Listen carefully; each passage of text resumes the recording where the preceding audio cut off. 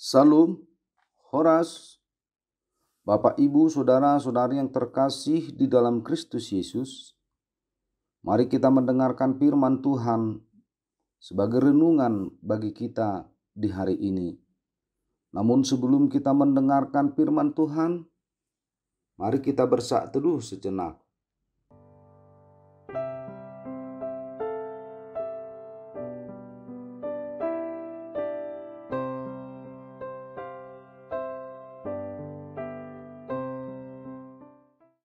Amin. Firman Tuhan sebagai kabar baik di dalam renungan kita hari ini diambil dari Injil Yohanes pasal 16 ayat 7. Namun benar yang kukatakan ini kepadamu adalah lebih baik berguna bagi kamu jika aku pergi. Sebab jikalau aku tidak pergi, penghibur itu tidak akan datang kepadamu. Tetapi jikalau aku pergi, aku akan mengutus dia kepadamu. Dalam bahasa Batak dikatakan, alai nama dokna tutudu au tuhamu. Udimu nadoi ia lawau. Ai au solawau dangna ro pangodiani manopot tamu. Alai anggolawau suruwok kudo ibana tuhamu. Demikian firman Tuhan. Penghibur sejati. Demikian judul renungan kita.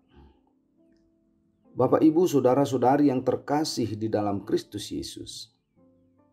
Berpisah dengan orang yang kita kasihi adalah sesuatu yang sangat menyedihkan karena akan kehilangan mereka.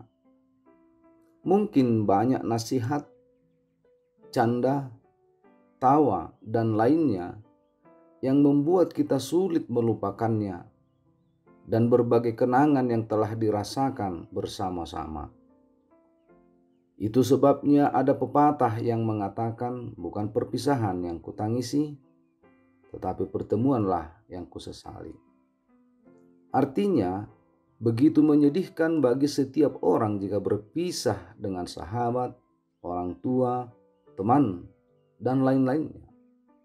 Seolah-olah menyesali pertemuan tersebut. Demikian yang dirasakan oleh murid-murid Yesus ketika mereka mau berpisah karena Yesus akan meninggalkan murid-muridnya. Dia akan naik ke sorga untuk mempersiapkan tempat bagi umat manusia yang percaya kepadanya. 2,5 tahun mereka bersama, di mana semakin hari membuat mereka semakin dekat dan akrab. Yesus menjadi guru, sebagai sahabat, sebagai pengajar, dan yang selalu siap sedia membantu murid-muridnya dalam segala hal. Kehadiran Yesus bagi murid-muridnya sangat mempengaruhi mereka. Mereka sangat bergantung kepadanya. Yesus selalu hadir dalam berbagai pergumulan mereka. Pada saat para murid-muridnya begitu menikmati persekutuan dengan Yesus, tiba-tiba Yesus berkata akan meninggalkan mereka, sehingga para murid-muridnya bersedih. Yesus sangat mengetahui kesedihan dari murid-muridnya. Itu sebabnya Yesus berkata bahwa kepergiannya ke surga adalah dengan satu tujuan, yaitu menyediakan tempat bagi seluruh orang percaya. Dan pada waktunya tiba, dia akan datang kembali untuk menghakimi orang yang hidup dan yang mati. Tentu sepanjang kepergiannya, dia mengutus rohnya kepada murid-muridnya yang menjadi penghibur bagi mereka, yang menguatkan mereka untuk menanti kedatangannya kedua kali. Nats kita ini juga menjadi penghibur, kekuatan bagi kita umatnya. kehadiran Roh Kudus dalam kehidupan kita sangat berarti. Karena Roh Kuduslah yang menentukan arah hidup kita, sehingga kita tetap berjalan pada jalan kebenarannya. Pada saat terjatuh, Roh-Nya yang menolong kita. Pada saat terpuruk, Roh-Nya juga yang memberi semangat kepada kita agar kita bangkit dari keterpurukan. Pada saat kita berduka, Roh Tuhan menghibur kita. Pada saat berbeban berat, Roh Allah yang menolong kita. Pada saat kita juga mengalami kesuksesan dan keberhasilan, Roh Tuhan juga yang menuntun kita agar kita hidup tidak sombong, tidak angkuh, dan tetap setia kepada Tuhan. Artinya tanpa kehadiran Roh Kudus yang diberikan oleh Tuhan bagi dunia ini, tentu kita tidak akan dapat hidup baik dan benar. Oleh sebab itu, jangan sia-siakan kehadiran Roh Kudus dalam hidup kita ini pribadi lepas pribadi.